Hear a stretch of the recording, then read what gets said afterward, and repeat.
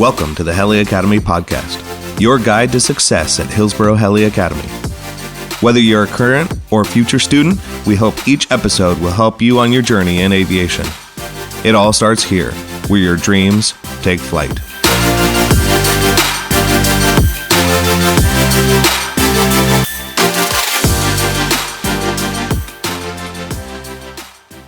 So, Eric, what are we talking about today? So here's the scenario. You're a student, you've gone through the whole application process, and you've just got the email that you've been accepted. You have an orientation date, and you're ready to get started. You made the jump, you made the commitment, you're starting flight training. So we're going to talk about everything from that moment to getting here to starting your training to those orientation days and going from there. That's awesome. Yeah, it could be really scary, right? We have students that are from all over the world, some that are from the US, some that are from Europe, Asia. And so doing the travel, making the move could be pretty scary, huh? Yeah, absolutely. I still remember when I came and visited to still doing the application to orientation. It was a lot. It was extremely inviting. Honestly, just touring the school, going for a demo, and then getting that acceptance letter. I mean, that's ultimately what sold me. And it was a big move. It was just about halfway across the country for us, but we have students that are even coming from halfway around the world. Yeah. So, what are some of the things that we do to make things a little bit easier for these students? Let's talk about the housing situation. Absolutely. So we do have student housing available where it's designed to be kind of a short-term transition kind of space. Yeah. But it's available for students when they come over. Trying to set up housing from a long distance away is extremely challenging. Yeah. Right. So having that buffer of it's there for as long as you need it until you find something permanent for your training. That's really nice.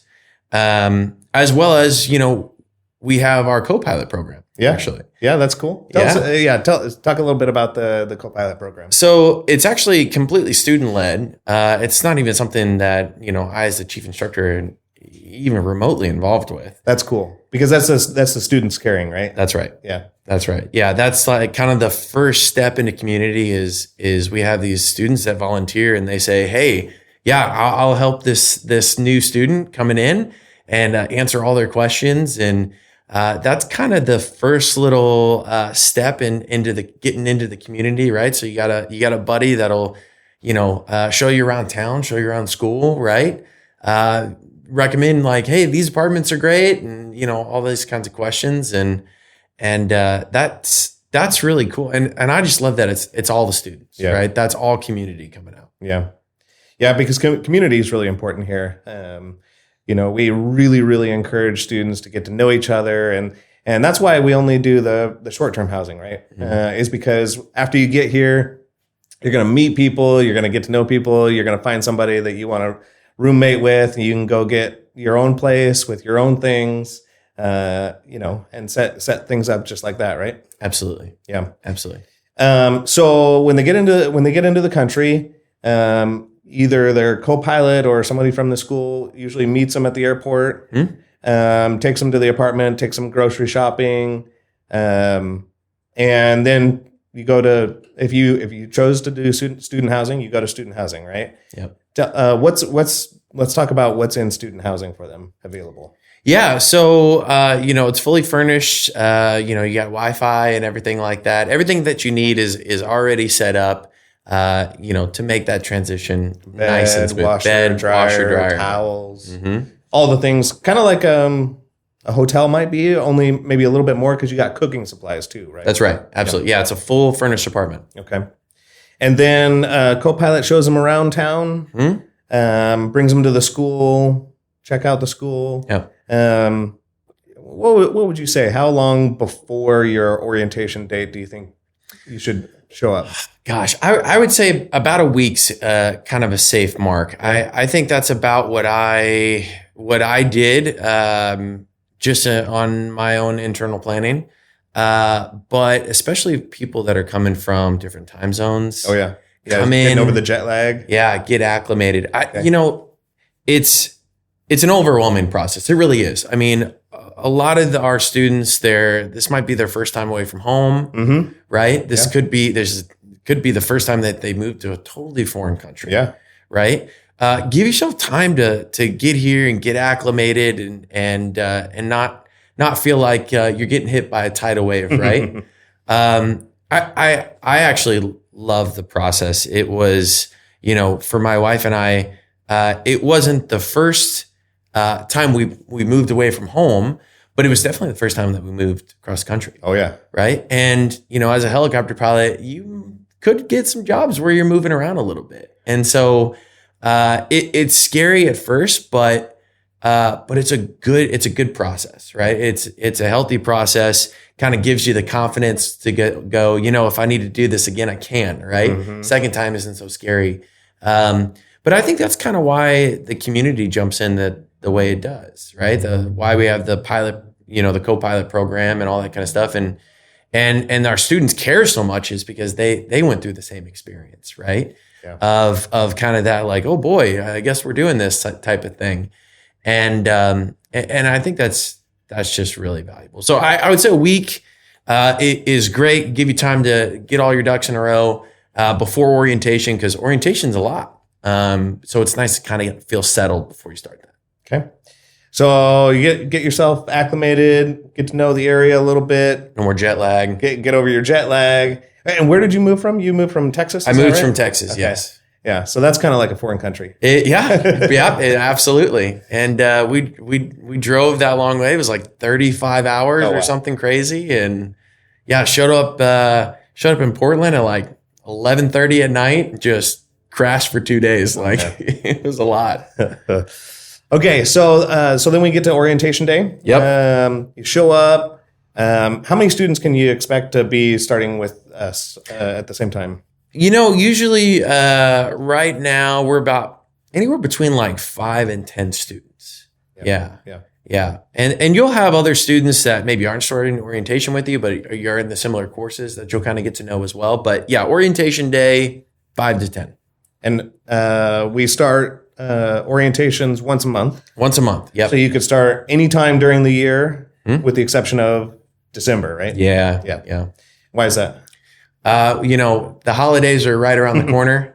It's, we don't want anybody coming in, getting stuck in, and then, holiday break and all that kind of stuff. So, as well as, just CFI availability, weather, all that kind of stuff. December is a great time for us to kind of clean up all of our stuff from the previous year, kind of get everything off the docket, and then start fresh in January. So that's usually why we like that January start date. Yeah, I agree.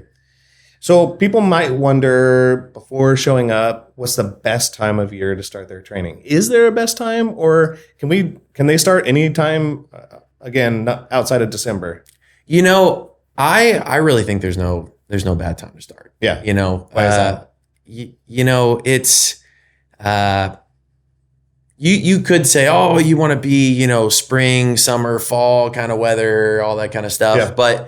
But honestly, the way that you go through training, no matter when you start, it's kind of advantageous for at least one phase of your training. It will fall within those really good flying months. Yeah. Right. But then when you get done, right, it kind of naturally falls with different hiring seasons too. That's true. With us, and then, with industry stuff. And so, I think there's enough opportunities throughout the year.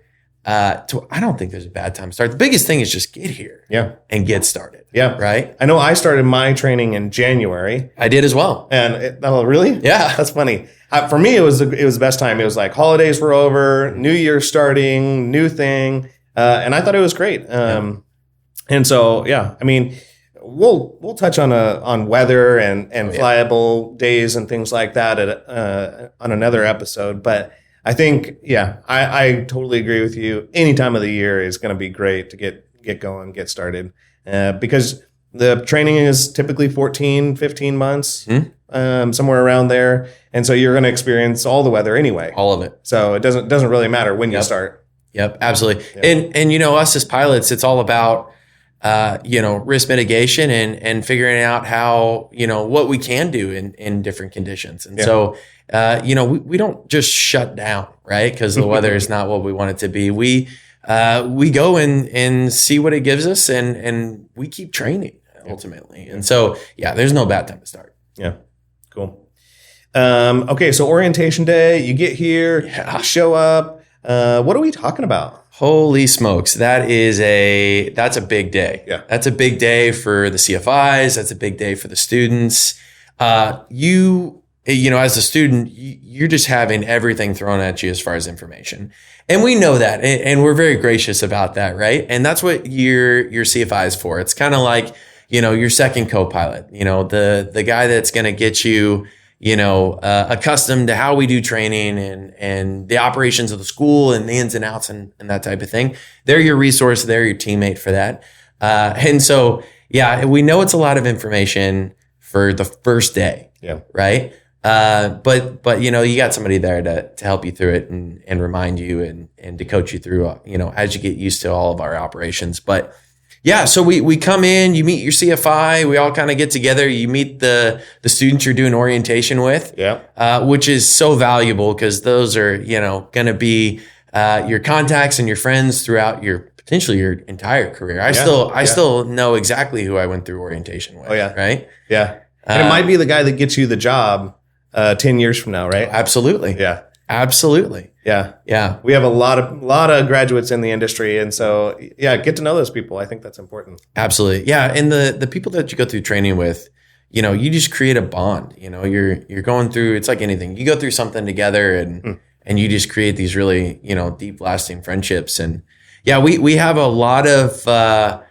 students and a lot of former instructors that have gotten jobs because, the people that they went through orientation with went to an operation and gave a recommendation, right? And then all of a sudden we're finding we got these little, transplanted Hillsborough communities all over the country and all over the world too. All over the world. Yeah. Absolutely. And our alumni are, slowly taking over operations here and there. So it's a lot of fun, but, so you get to know everyone and then you got your CFI and they'll, we'll do a larger orientation as a group and then you'll get with your CFI. And then our goal, this is good. I like this. As much information as we're throwing at you, our goal is to get you in an aircraft day one. Yeah. Yeah. And in fact, I don't know if you guys can hear it, but we got a helicopter flying right now. And I was just thinking about it, like that very first day when you get to get in the helicopter, turn the key, start the engine up and go for your very first flight.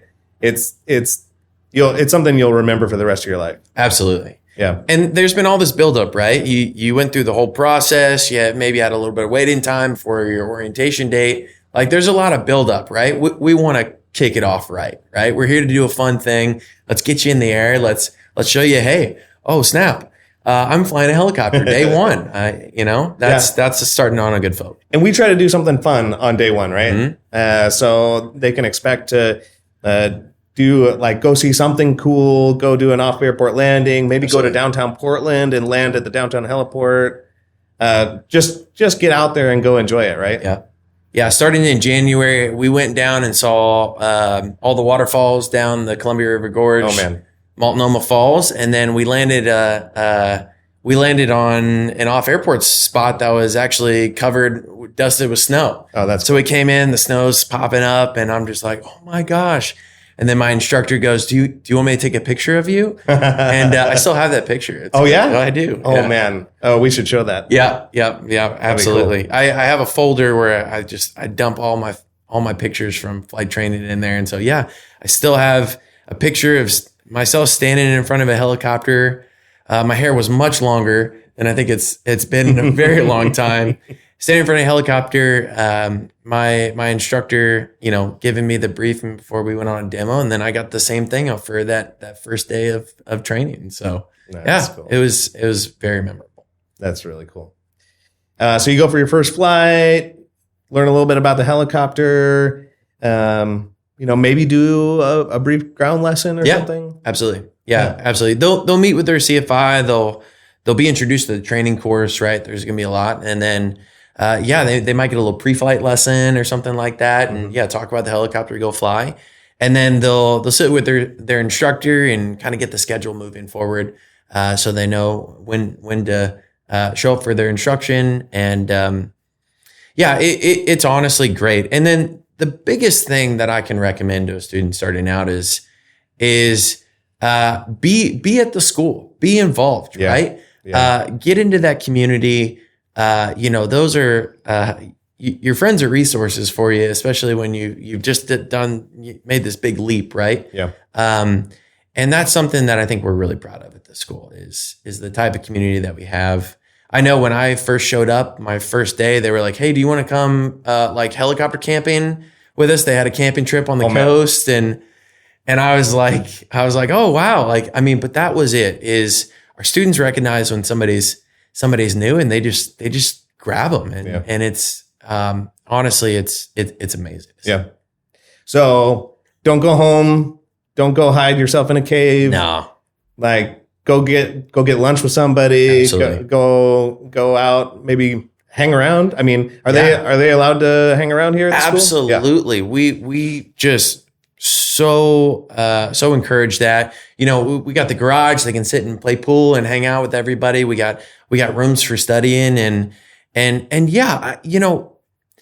it's just a phenomenal kind of environment, right? If you're here making friends, if you're here talking about helicopters, right? You're just going to be more successful in general. For sure. So, getting in here and sticking around, you're going to find opportunities and you're going to get to talking with people and you can learn things from other students too. Absolutely. Yeah. And just being in the environment leads to success as a student. Yeah. Yeah. Well, I think that's probably all the time that we have, but any big takeaways from first day, anything they should really know about that very first day? Yes. I'd say it's the start of the best thing you've ever done in your life. Yeah, I agree. Yep. It's just the start and be excited, get excited about it. Right. And, cause you'll remember it forever and just enjoy it. Right. There's not too much expectation on you. You're here to start. And that's what we're through. Yep. And we'll help you out with the rest of it. That's right.